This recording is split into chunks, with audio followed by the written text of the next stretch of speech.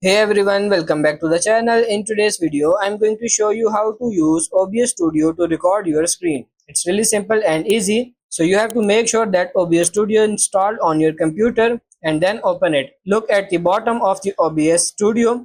You will see section label here. Click on this plus icon at the bottom. This will open a menu. You have to select this display capture. This option lets you capture everything that happens on your screen.